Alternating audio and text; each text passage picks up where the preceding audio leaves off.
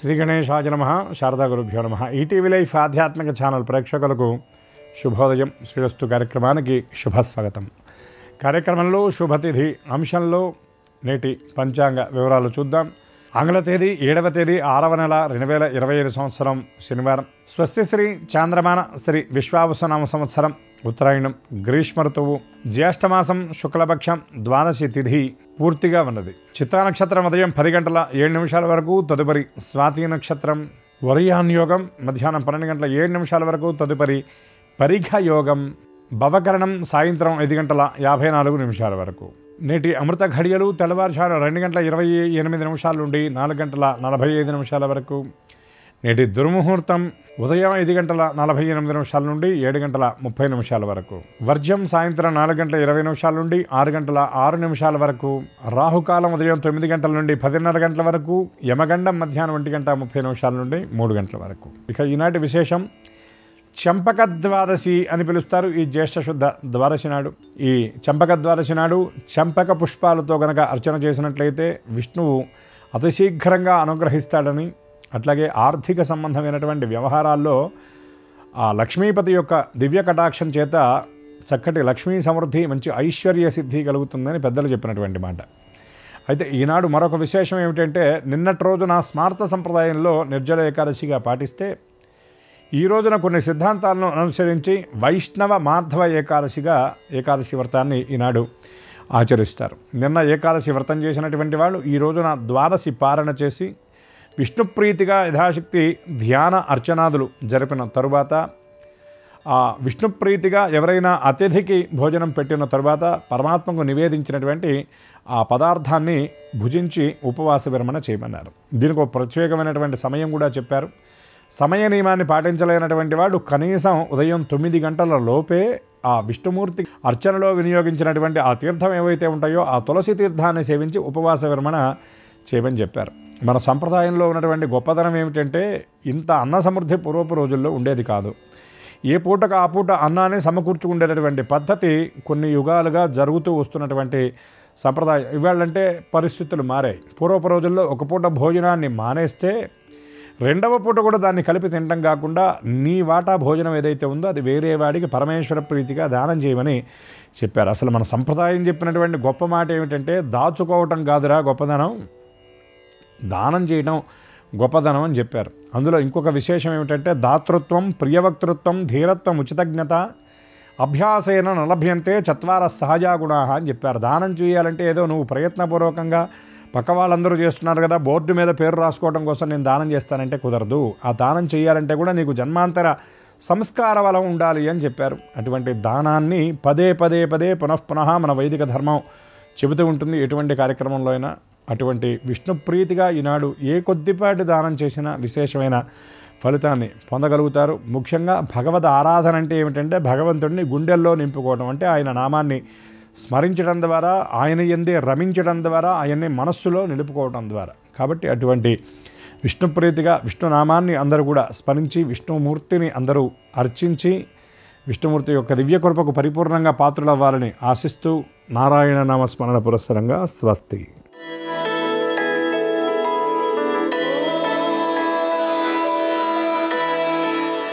ETV life ఆధ్యాత్మిక channel ప్రేక్షకులందరికీ నమస్కారం. శ్రీరస్తు కార్యక్రమంలో గ్రహయోగం అంశానికి స్వాగతం. ఈనాటి గ్రహయోగం శీర్షికలో మేషాది ద్వాదశ రాశుల వారికి కలిగే శుభ అశుభ ఫలితాల్ని, అవసరమైన సందర్భాల్లో ప్రత్యామ్నాయ మార్గాల్ని తెలుసుకుంటారు. అంతేకాక ఏ రాశి వారికి ఏ దైవ దర్శనం శుభకరంగా ఉంటుందో, ఏ రాశి వారికి ఏ దిక్ప్రయాణం లాభకరమో, ఏ రాశి వారు ఏ రంగు దుస్తుల్ని ధరించినట్లయితే సర్వకార్యాల్లో విజయం సాధింపబడుతుందో, ఏ రాశి వారికి ఏ సంఖ్య అదృష్ట సంఖ్యగా నేటికి మాత్రం ఉండబోతోందో, ఆ విశేషాలను కూడా తెలుసుకుంటారు. ముందుగా నేటి పంచాంగం. ఈరోజు తిథి ద్వాదశి శనివారం, నక్షత్రం చిత్త ఉదయం 10 గంటల 7 నిమిషాల వరకు, తదుపరి స్వాతి. ఇక నేటి గ్రహస్థితిని పరిశీలించి చూస్తే, మేషంలో శుక్రుడు, వృషభంలో రవి, మిథునంలో బుధ గురువులు, కర్కాటకంలో కుజ కేతువులు, అలాగే కుంభంలో రాహువు, మీనంలో శని ఉన్నారు. చంద్రుడు తులలో ఉన్నాడు. ఈ తాత్కాలిక గ్రహస్థితి ఆధారంగా మేషాది ద్వాదశ రాశుల వారికి కలిగే శుభ అశుభ ఫలితాలని క్రమంగా తెలుసుకుందాం. ముందుగా మేషరాశి.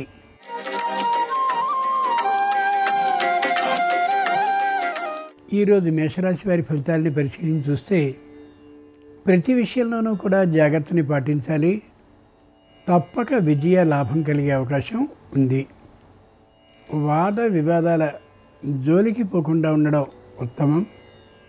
ఎవరైనా కేవలం విరోధించాలనే అభిప్రాయంతోనే, వాదం చేయాలనే ఆలోచనతోనే వచ్చినట్లయితే తిరిగి ప్రతివాదాన్ని చేయడం కంటే మౌనంగా సమాధానం చేయకపోవడం చాలా చాలా మంచిది, లేదా ఆ ప్రదేశాన్ని విడిచి వెళ్ళడం ఉత్తమం.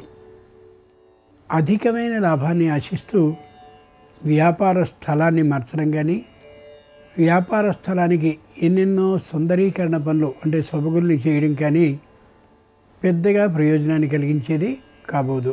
శనివారం సందర్భంగా మేషరాశి వారు శని స్తోత్రాన్ని 19 మార్లు చదువుతూ నువ్వుల్ని దానం చేసినట్లయితే తప్పక వ్యాపారంలో శుభవార్తను వినే అవకాశం ఉంటుంది. ఈశాన్య దిక్ ప్రయాణం అనుకూలం. కలిసి వచ్చే రంగు తెలుపు. అదృష్ట సంఖ్య 3.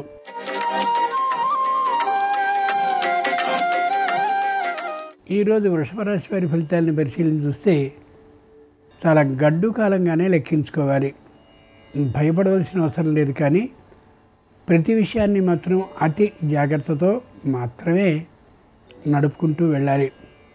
సంతానంతో తాత్కాలికమైనటువంటి విరోధం కలిగే అవకాశం ఉంటుంది. ఉద్యోగం ఎక్కడ చేస్తున్నారో ఆ స్థలంలో పై అధికారులతో చిన్న వాద వివాదాలు వచ్చే అవకాశం కూడా ఉండొచ్చు. తమ క్రింద పనిచేసేటువంటి ఉద్యోగులతో ఏ విధమైనటువంటి సహాయ సహకార భావము ఉండకపోవచ్చు. చేస్తున్నటువంటి ఉద్యోగం నుండి మరో ఉద్యోగానికి మారడం కానీ, స్థలం మార్పు కానీ ఏమాత్రము సరైనటువంటి పని కాబోదు. శనివారం సందర్భంగా వృషభ రాశి వారు శ్రీ వెంకటేశ్వర స్వామి వారిని మల్లెపూలతో అర్చించినట్లయితే ఆకస్మికమైనటువంటి ధన లాభానికి అవకాశం ఉండొచ్చు. ఉత్తర దిక్ ప్రయాణం అనుకూలం. కలిసి వచ్చే రంగు నీలం. అదృష్ట సంఖ్య 1.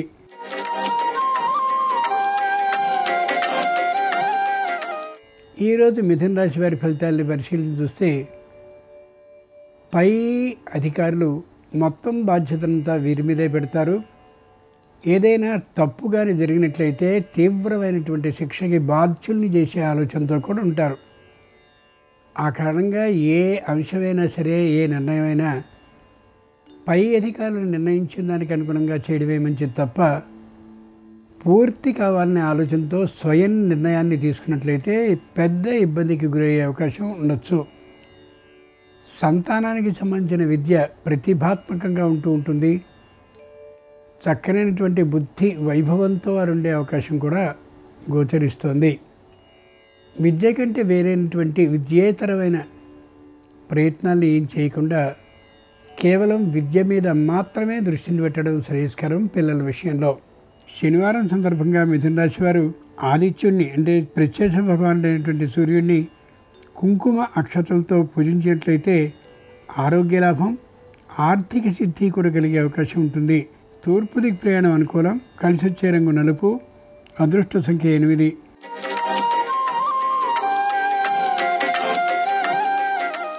ఈరోజు కర్కాటక రాశి వారి ఫలితాలని పరిశీలించి చూస్తే చక్కనైనటువంటి పొదుపుతనాన్ని పాటిస్తారు.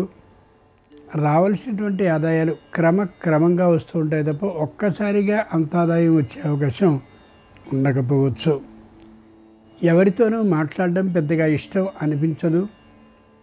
ఎవరి ఇళ్ళకి వెళ్ళడం కూడా అంత ఆనందంగా ఉండదు. కాబట్టి వీలైనంత వరకు ఇంటి పట్టునే గడుపుతూ ఉంటారు.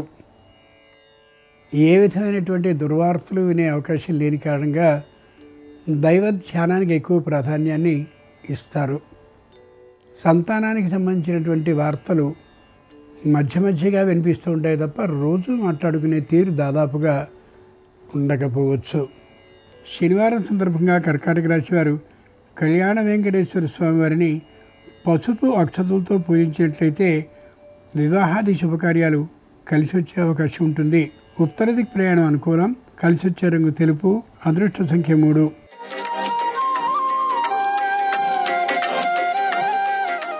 ఈరోజు సింహరాశి వారి ఫలితాలను పరిశీలించి చూస్తే ప్రతి విషయంలోనూ కూడా ఆచితూచి మాట్లాడేటువంటి విధానంతో ఉండాలి. వృత్తిపరమైనటువంటి ఇబ్బందులు రాకుండా సకాలంలో వృత్తి చేస్తూ ఉండేటువంటి స్థానానికి వెళ్ళడం, చివరి వరకు ఉంటూ ఉండడం, ఏ విధమైన పొరపాటు లేకుండా ఉండే తీరుగా ఉద్యోగంలో అప్రమత్తతతో ఉండడం చాలా చాలా అవసరం.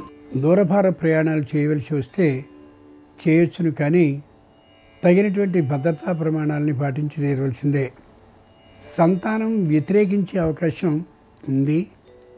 వారు మాట్లాడినటువంటి సందర్భంలో తిరిగి మాట్లాడడం ఏమాత్రం మంచిది కాదు. మౌనంగా భరించడం శ్రేయస్కరం. శనివారం సందర్భంగా సింహరాశి వారు శ్రీవీర వెంకట సత్యనారాయణ స్వామి వారిని తమలపాకులతో పూజించినట్లయితే రుణాలు పూర్తిగా తొలగిపోయే అవకాశం ఉంటుంది. వ్యాపారం చక్కగా జరుగుతుంది కూడా. ఆగ్నేయ దిక్ ప్రయాణం అనుకూలం. కలిసి వచ్చే రంగు ఎరుపు. అదృష్ట సంఖ్య 4.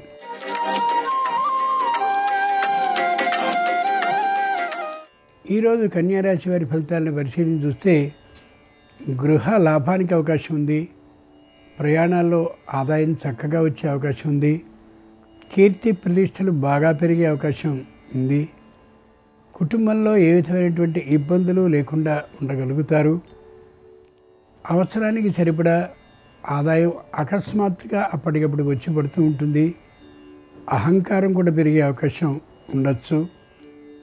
ముఖ్యంగా క్రయ విక్రయాల విషయంలో మాత్రం తగినటువంటి జాగ్రత్తల్ని తీసుకోవడం, లేని పక్షంలో ఇబ్బందికి గురయ్యే అవకాశం ఉండొచ్చు.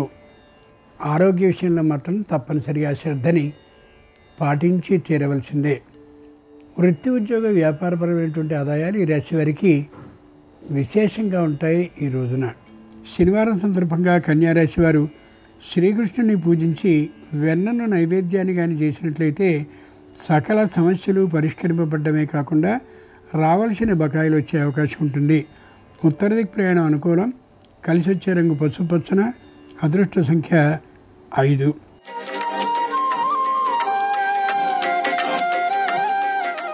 ఈరోజు తులారాశి వారి ఫలితాలను పరిశీలించి చూస్తే మానసికంగా దిగులుగా ఉంటారు, కానీ పైకి మాత్రం ప్రసన్నంగా స్వచ్ఛంగా ఉన్నట్లుగా కనిపిస్తారు.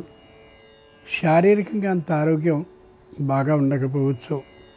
సంతానానికి సంబంధించినటువంటి చిన్న చిన్న ఎదిరింపులు వచ్చే అవకాశం ఉంటుంది. కాబట్టి వారితో మాట్లాడేటువంటి సందర్భంలో మందలింపు మాట్లాడడం కంటే నిదానమైనటువంటి తీరులో బుజ్జగించి మాట్లాడడం చాలా చాలా అవసరం.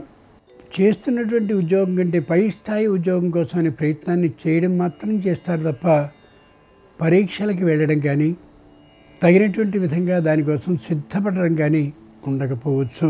శనివారం సందర్భంగా తులారాశి వారు శ్రీ లక్ష్మీ నృసింహస్వామిని సన్నజాతులతో పూజించినట్లయితే మానసికమైనటువంటి దిగులు పూర్తిగా తొలగిపోవడమే కాకుండా నూతన గృహ లాభానికి అవకాశం ఉంటుంది. వాయవ్య దిక్ ప్రయాణం అనుకూలం. కలిసి వచ్చే రంగు ఆకుపచ్చన. అదృష్ట సంఖ్య 8.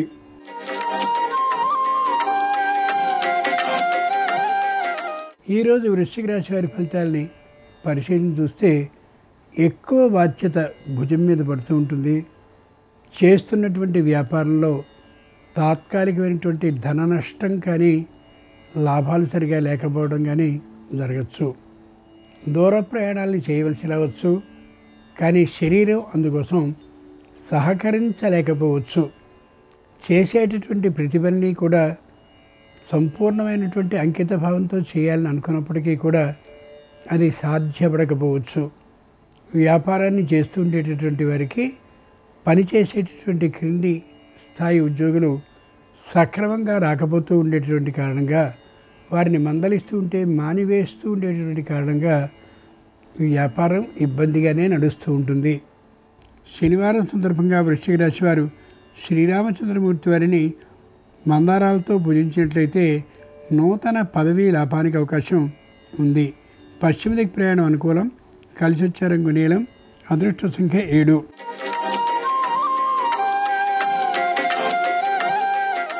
ఈరోజు ధనురాశి వారి ఫలితాలని పరిశీలించి చూస్తే తప్పనిసరిగా ఒకరి మీద ఆధారపడవలసినటువంటి స్థాయిలో ఉంటారు. ఎంత పెద్ద ఉద్యోగి అయినప్పటికీ కూడా తాను సంపూర్ణంగా పని చేసుకోలేక పైవారితోనో కింది వారితోనూ చేయించుకునే స్థితిలో వచ్చే అవకాశం ఉంది. గృహానికి సంబంధించినటువంటి ప్రయత్నాలను అయితే చేస్తారు, కానీ దానికి సంబంధించిన సంపూర్ణమైన ఆర్థికమైన సమీకరణం లేనటువంటి కారణంగా వెంటనే కొనుక్కునే అవకాశం ఉండకపోవచ్చు. సంతానానికి సంబంధించినటువంటి విద్యా విషయంలో తీవ్రమైనటువంటి శ్రమని కృషిని చేస్తూ ఉంటారు. అనుకూలంగానే ఉంటుంది. అయితే మధ్య మధ్యలో వారు ఎదిరించే అవకాశం ఉంటుంది కాబట్టి మానసికంగా అలాంటి సందర్భాల్లో తలకిందులైపోవడం ఏమాత్రమూ సరికాదు.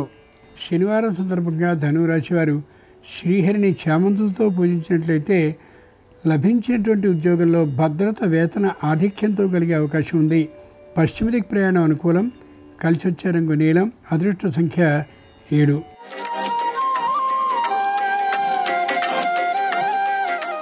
ఈరోజు మకర రాశి వారి ఫలితాలని పరిశీలించి చూస్తే వ్యాపారం చక్కగా ఉంటుంది. వృత్తిలో కొత్తమైనటువంటి మెళకువల్ని తెలుసుకోగలుగుతారు. తమ వాక్ చాతుర్యంతో అనేకులైనటువంటి కక్షిదారుల్ని తెచ్చుకోగలుగుతారు. ఆర్థికమైనటువంటి ఆదాయం చక్కగా ఉంటుంది. మరో గృహాన్ని కొందామనేటువంటి తీరు ఆలోచనతో ఉంటారు. ప్రభుత్వ రంగ సంస్థ నుండి అప్పు తెచ్చుకునైనా సరే వెంటనే ఇంటిని కొనుక్కోవడమో లేదా కొన్న ఇంటిని సొంతం చేసుకోవడమో చేయాలనే ఆలోచనలో ఉంటారు. ఆరోగ్యం అంతంత మాత్రంగా ఉన్నప్పటికీ కూడా ధైర్య సాహసాలతో ముందుకు దూకుతారు.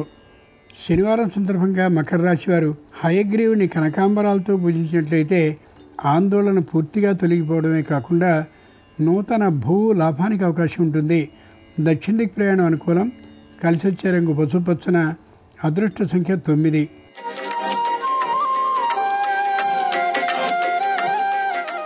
ఈరోజు కుంభరాశి వారి ఫలితాలని పరిశీలించి చూస్తే ప్రతి విషయంలోనూ తగినటువంటి జాగ్రత్తని పాటిస్తారు. సంతానాన్ని ప్రేమించి వాళ్ళని దగ్గర చేసుకుంటూ ఉంటారు. ఎవరితోనూ వాద విరోధాలు తెచ్చుకోరు. పై అధికారులతో అనుకూలంగా ఉంటారు. తమ స్థాయి ఉద్యోగులతోనూ క్రింది ఉద్యోగులతోనూ కూడా పరస్పర సహాయ సహకార భావాన్ని పెంపొందించుకుంటూ సౌభ్రాతృ భావాన్ని మాత్రమే కలిగి ఉంటారు. దూర ప్రయాణాలు చేయవలసిన అవసరాలు ఏమాత్రం రావు.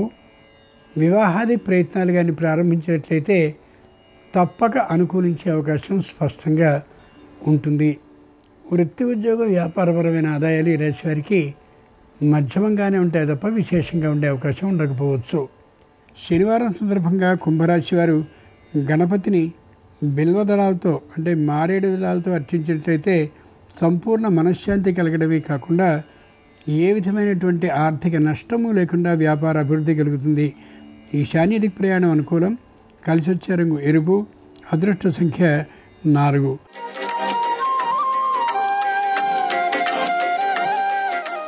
ఈరోజు మీన రాశి వారి ఫలితాలని పరిశీలించి చూస్తే ప్రతి విషయంలోనూ తీవ్రమైన ఆలోచనలు చేస్తారు. సరైనటువంటి నిర్ణయాన్ని సకాలంలో తీసుకుంటారు. ఎవరిని తోలనాడరు, ఎవరిని దూరం చేసుకోరు.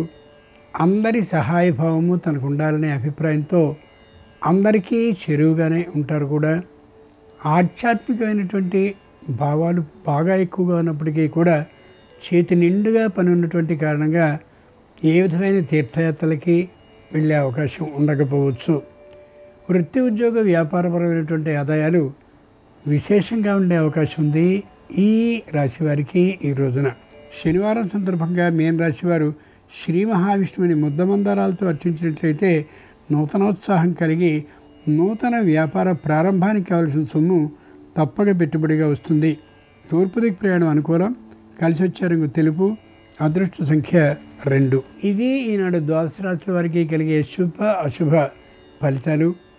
ఈరోజు శనివారం అయినటువంటి సందర్భంగా శని గ్రహ అనుగ్రహం సర్వరాశుల వారికి సంపూర్ణంగా కలగాలని ఆ శనైశ్చర గ్రహాన్ని ప్రార్థిస్తూ స్వస్తి. నమస్కారం. నవగ్రహాలకు ప్రదక్షిణలు చేసేటప్పుడు పాటించాల్సిన ముఖ్యమైన నియమాలేంటో, నవగ్రహ ప్రదక్షిణలలో ఎలాంటి తప్పులు చేయకూడదో, నవగ్రహాల అనుగ్రహం కలగాలంటే కూడా ఎలాంటి తప్పులు చేయకూడదో నేటి శుభం లాభం అనే శీర్షికన పరిశీలిద్దాం. నవగ్రహ ప్రదక్షిణలు చేయటానికి దేవాలయానికి వెళ్ళినప్పుడు నవగ్రహాలకు సమీపంలో పాదరక్షలు విడిచిపెట్టరాదు. అలాగే దేవాలయంలో ధ్వజస్తంభం దగ్గర కూడా పాదరక్షలు విడిచిపెట్టరాదు. దేవాలయంలో రావి చెట్టు దగ్గర కూడా పాదరక్షలు విడిచిపెట్టరాదు. దేవీ దేవతలకు సంబంధించిన ఉప ఆలయాల దగ్గర కూడా పాదరక్షలు విడిచిపెట్టరాదు. ఎక్కడైనా సరే నవగ్రహ ప్రదక్షిణలు చేయటానికి దేవాలయంలో వెళ్ళినప్పుడు కాళ్ళు కడుక్కునే ప్రదేశానికి సమీపంలో మాత్రమే పాదరక్షలు విడిచిపెట్టాలి. అలాగే నవగ్రహ ప్రదక్షిణలు ప్రారంభించే ముందు తూర్పు దిక్కు వైపు తిరిగి నమస్కారం చేసి నవగ్రహ ప్రదక్షిణలు ప్రారంభించాలి. అంటే ముందుగా సూర్యుడిని చూస్తూ నవగ్రహాల్లో సూర్యుడికి నమస్కారం చేసి ఆ తర్వాత సవ్య దిశలో నవగ్రహాలకు ప్రదక్షిణలు చేయాలి. సహజంగా నవగ్రహాల్లో రాహుకేతువులు అపసవ్య దిశలో తిరుగుతూ ఉంటారు, మిగిలిన గ్రహాలు సవ్య దిశలో తిరుగుతూ ఉంటాయి. అందువల్ల చాలామంది నవగ్రహాలకు 9 ప్రదక్షిణలు చేసేటప్పుడు 7 ప్రదక్షిణలు సవ్య దిశలో, 2 ప్రదక్షిణలు అపసవ్య దిశలో చేస్తూ ఉంటారు. కానీ ఆ తప్పు ఎట్టి పరిస్థితుల్లో చేయరాదు. రాహుకేతువులు అపసవ్య దిశలో తిరుగుతున్నప్పటికీ మనం మాత్రం 9 గ్రహాలకు సవ్య దిశలోనే ప్రదక్షిణలు చేయాలి. నవగ్రహాలకు ప్రదక్షిణలు చేసేటప్పుడు ఆ నవగ్రహ విగ్రహాలను చేతితో తాకరాదు. తాకకుండా దూరం నుంచే నవగ్రహాలకు ప్రదక్షిణలు చేసుకోవాలి. అలాగే నవగ్రహాలకు ప్రదక్షిణలు చేసేటప్పుడు ఒక్కొక్క గ్రహానికి సంబంధించినటువంటి ప్రత్యేకమైన ప్రదక్షిణలు జ్యోతిష శాస్త్రంలో చెప్పారు.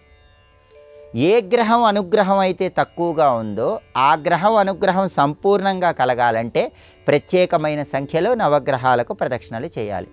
సూర్యుడి అనుగ్రహం కలగాలంటే నవగ్రహాలకు 6 సార్లు ప్రదక్షిణలు చేయాలి. చంద్రుడి అనుగ్రహం కలగాలంటే నవగ్రహాలకు 16 సార్లు ప్రదక్షిణలు చేయాలి. కుజుడి అనుగ్రహం కలగాలంటే నవగ్రహాలకు 13 సార్లు ప్రదక్షిణలు చేయాలి. బుధుడి అనుగ్రహం కలగాలంటే నవగ్రహాలకు 23 సార్లు ప్రదక్షిణలు చేయాలి. గురువు అనుగ్రహం కలగాలంటే నవగ్రహాలకి 22 సార్లు ప్రదక్షిణలు చేయాలి. శుక్రుడి అనుగ్రహం కలగాలంటే నవగ్రహాలకు 26 సార్లు ప్రదక్షిణలు చేయాలి. శని అనుగ్రహం కలగాలంటే నవగ్రహాలకు 25 ప్రదక్షిణలు చేయాలి. రాహు అనుగ్రహం కలగాలంటే నవగ్రహాలకు 24 ప్రదక్షిణలు చేయాలి. కేతువు అనుగ్రహం కలగాలంటే నవగ్రహాలకు 13 ప్రదక్షిణలు చేయాలి. దీనికి కారణం ఏంటంటే ఏ గ్రహం అనుగ్రహం కలగాలన్నా సూర్యుడికి సంబంధించిన ప్రదక్షిణలు కలుపుకొని చేయాలి. జ్యోతిష శాస్త్రపరంగా ఆ గ్రహం దశను పట్టి ఈ ప్రదక్షిణ సంఖ్యను నిర్దేశించడం జరిగింది. ఇలా నవగ్రహాల ప్రదక్షిణ చేస్తే ఆ గ్రహాలకు సంబంధించిన ప్రత్యేకమైన అనుగ్రహం కలుగుతుంది. అలాగే నవగ్రహాల సంపూర్ణమైన అనుగ్రహం కలగాలంటే కొన్ని తప్పులు ఎట్టి పరిస్థితుల్లో చేయకూడదు. నవగ్రహాలలో సూర్యుడికి పితృదేవతలను దూషిస్తే ఆయన అనుగ్రహం తగ్గింపజేస్తాడు. పితృదేవతలను ఎప్పుడూ గౌరవించాలి. అప్పుడు సూర్యుడి అనుగ్రహం సంపూర్ణంగా ఉంటుంది. అలాగే నవగ్రహాలలో చంద్రుడి అనుగ్రహం సంపూర్ణంగా లభించాలంటే తల్లి తరపు బంధువులతో జాగ్రత్తగా వ్యవహరించాలి. తల్లిగారిని గౌరవించాలి. అప్పుడు నవగ్రహాలలో చంద్రుడి సంపూర్ణమైన అనుగ్రహం కలుగుతుంది. ఎవరి దగ్గరైనా అప్పు తీసుకొని ఆ అప్పు తిరిగి తీర్చకపోతే కుజుడి అనుగ్రహం తగ్గిపోతుంది. వ్యవసాయ రంగంలో ఉన్నవాళ్ళు సరైన విధంగా ధన సముపార్జన చేయకపోతే కుజుడి అనుగ్రహం తగ్గిపోతుంది. కాబట్టి వ్యవసాయ రంగంలో తప్పులు చేయకూడదు. తీసుకున్న అప్పు తిరిగి తీర్చేయాలి. అప్పుడు కుజుడి అనుగ్రహం ఉంటుంది. అలాగే జ్ఞానం ఉందని అహంకారం ఉన్నట్లయితే బుధుడి అనుగ్రహం తగ్గిపోతుంది. ఎంత జ్ఞానం ఉన్నా అహంకారం ఉండకూడదు. అప్పుడు బుధుడు సంపూర్ణంగా అనుగ్రహిస్తాడు. గురువు అనుగ్రహించాలంటే చదువు చెప్పిన గురువులను గౌరవించాలి.